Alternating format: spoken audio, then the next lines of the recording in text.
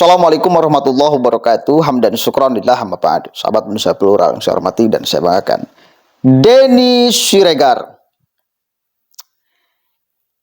Tim Ganjar Pranowo menyerang Ibu Iriana. Saya ingat dulu pernah dia buat konten ketika ada berita yang menulis bahwa Ibu Iriana ikut campur bahkan menjadi aktor di dalam Gibran menjadi cawapres. Denny mengatakan kepada banyak orang, jangan sampai bawa-bawa Ibu Iriana. Dia adalah seorang ibu, sama seperti ibu kita. Dia merestui anaknya hanya sebatas merestui seorang ibu kepada anaknya.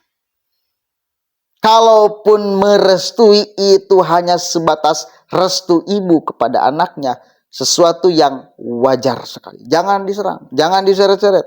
Dulu, nah sekarang, Denny mulai menyerang Ibu Iriana. Kok jadi semakin brutal kayak gini ya? Semuanya diserang. Hati-hati lu. Kemarin-kemarin saya mengatakan bahwa bila terus metode penyerangan ini dijadikan sebagai cara di dalam melemahkan lawan politiknya, maka itu tidak akan menghadirkan simpati dari publik. Yang pada akhirnya akan berimpak kepada ini merosot secara elektabilitas. Dan faktanya sekarang kita melihat, bahkan ada survei yang sampai mengatakan bahwa Ganjar itu di bawah Anies. Ini bagaimana coba? Karena kelakuan-kelakuan tim sesnya yang menggunakan metode penyerangan di dalam upaya menjatuhkan lawan politiknya. Padahal yang jatuh bukan lawan politik yang diserang. Dialah yang menyerang, yang jatuh. Bang Den, dulu itu sudah sangat bagus. Anda mengeluarkan pernyataan. Udah jangan bawa-bawa Ibu Iriana dan segala macam. Ternyata sekarang Anda juga meyakini bahwa Ibu Iriana adalah aktor di balik pemaksaan Gibran menjadi cawapres Prabowo Subianto. Gimana sih Bang Den? Bang Denny, kalau abang terus seperti itu, saya curiga ini lambat laun para pendukung Jokowi dengan terus keluarga Jokowi diserang, ini akan balik badan luar biasa loh, mendukung orang yang didukung Jokowi. Dan survei itu sekarang, benar apa tidak ya surveinya? Prabowo itu memimpin loh. Dan itu banyak pengamat politik yang mengatakan akibat dari penyerangan tim ses Ganjar yang membabi buta kepada Prabowo Subianto dan khususnya Gibran. Gitu loh. Dan sekarang di TikTok itu sedang rame-ramenya loh. Yang video-video video-video Prabowo itu sedang rame FYP di TikTok. Jutaan penonton. Nanti saya akan tayangkan beberapa ya. Karena yang menarik, ini fenomena. Artinya, tim ses ini harus merubah cara kampanye agar supaya menarik masyarakat. Dengan segala cara dan upaya dan dengan segala lapisan ditempuh. TikTok orang sukanya seperti apa, lakukan itu. Gitu ya. Prabowo malah naiknya oleh gemoy coba. Apa substansinya? Nggak ada. Tapi ya faktanya ini masyarakat pada akhirnya tergoda juga. Gemoy. Apa hubungan gemoy dengan kecakapan dia di dalam memimpin negara? Nggak ada. Nggak ada. Jokowi juga tidak gemoy, cakap di dalam memimpin negara kok. Tetapi satu kali lagi bahwa itu adalah bagian yang harus ditempuh, disentuh. Jadi bukan hanya menyentuh kaum intelektual, kaum menengah ke atas, juga sentuh masyarakat yang bisa terpengaruh dengan gaya-gaya seperti ini. Coba kita simak sama-sama nih ya, penyerangan Denny Siregar yang pada akhirnya menurut saya ini bagian daripada kemerosotan survei Ganjar. Kita cek sama-sama videonya nih. dan beberapa TikToker yang joget-joget ya. Ya inilah fakta sosial kita, masyarakat di medsos kita. Dalam hal kasus Istana ini, Tempo mencoba mengedukasi publik bahwa ada permainan kotor dari dalam istana untuk meloloskan Gibran, anak presiden, dengan cara-cara yang tidak demokratis dan mirip cara Orde Baru untuk berkuasa. Permainan berbahaya yang dilakukan Jokowi dan kroninya ini dalam mengusung Gibran itu punya potensi besar untuk memecah belah bangsa kita. Mereka nggak mundur dan terus mencoba mengedukasi masyarakat bahwa ada sisi gelap kekuasaan yang bisa menjadikan negeri ini hancur dan terbelah satu waktu. Pada titik ini, saya juga semakin tidak peduli siapa calon presidennya karena ini bukan lagi masalah kalah dan menang. Tapi bagian terpenting dari semua ini adalah demokrasi jangan sampai mati. Demokrasi yang diperjuangkan oleh darah dan nyawa rakyat dan mahasiswa di tahun 98 harus terus ada. Karena sungguh kita harus malu ketika kita sekarang tidak mampu mempertahankannya. Dan untuk itu kita butuh perjuangan dan perlawanan dengan konsisten dan militan. Salam 3 jari kawan, 3 jari simbol perlawanan. Kita seruput dulu kopinya sebagai tanda perlawanan akan bangkitnya Orde Baru yang akan mengancam semua hak-hak demokrasi kita. Ku bukan nabi yang bisa sempurna. Ku tahu dari dosa.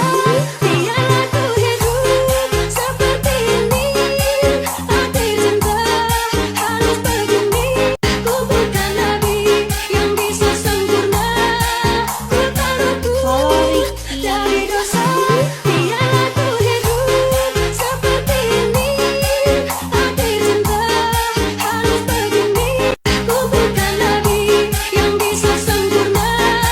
Ku tahu dari dosa. Biarlah ku hidup seperti ini. Hati cinta harus begini.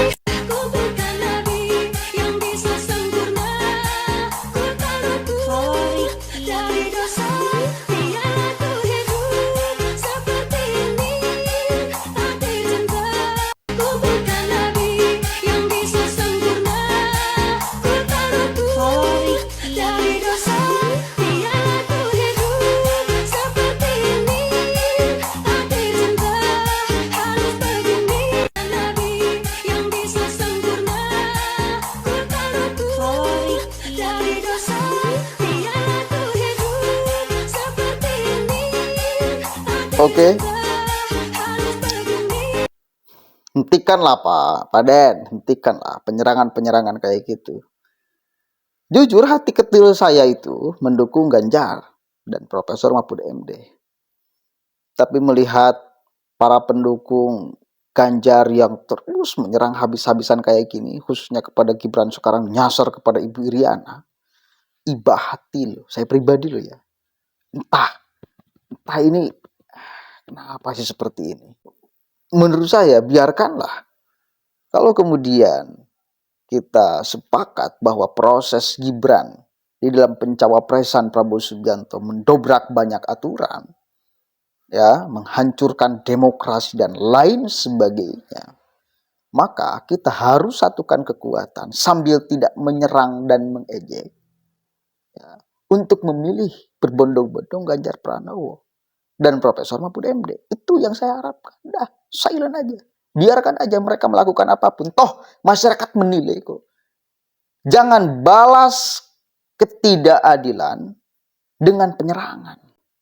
Jangan balas kemunafikan dengan penyerangan. Jangan. Takutnya nanti berbalik. Masyarakat kita itu gampang tersentuh hatinya. Itu faktanya. Jadi metode itu harus diganti, metode penyerangan. Karena tidak efektif kalau tujuannya untuk membangun, untuk mengalihkan dukungan masyarakat kepada orang yang didukung. Dengan cara menyerang. nggak efektif dan nggak produktif. Dan apalagi Ganjar itu membawa tema keberlanjutan. Sama dengan Prabowo. Ingin melanjutkan segala apa yang telah dibangun oleh Jokowi.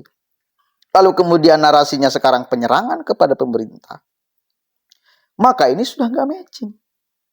Artinya, ucapan keberlanjutan itu bullshit sekali. Ngerti nggak? Jadi kayak gitu loh, konstruk berpikir di masyarakat itu jadi kayak gitu. Ah, bohong, mau keberlanjutan, mau terus menyerang, terus mendiskreditkan kok. Kan itu.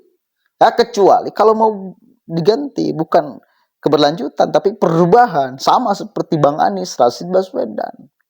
Jadi saya harap untuk bertengkar secara sehat di dunia fakta dan di dunia maya, biar tidak beralih framing publik kepada tim Ganjar dan Ganjarnya otomatis sebagai capres yang akan membawa visi misi keberlanjutan yang itu masyarakat kita mayoritas menginginkannya. Jadi jangan sampai berubah narasinya. Masyarakat misal berkesimpulan, oh Ganjar sekarang menjadi perubahan tuh. Hanya satu yang berkelanjutan adalah Prabowo Subianto dan Gibran. Maka kita akan berbondong-bondong pilih dia. Ya, konstruknya kan bisa kayak gitu loh. Karena metode yang digunakan adalah penyerangan. Sementara membawa visi misi sama keberlanjutan. Ini nggak nyambung. Gitu ya. Biarkanlah kesalahan Gibran, proses kecacatan Gibran dan segala macamnya dicatat oleh publik sebagai alasan nantinya tidak memilih dia. Jangan dilawan, jangan disikat, dihabisi, dikerdilkan, diserang. Takutnya yang sudah masyarakat berpikiran tidak akan memilih Gibran karena proses itu menjadi akan memilihnya. Karena lawan politiknya menggunakan cara yang salah. Sehingga mengubah mindset publik. Gitu ya. Mudah-mudahan manfaatnya. Allahul muwaffiq lahu wa min thoriq. Wallahu a'lam bishawab. Assalamualaikum warahmatullahi wabarakatuh.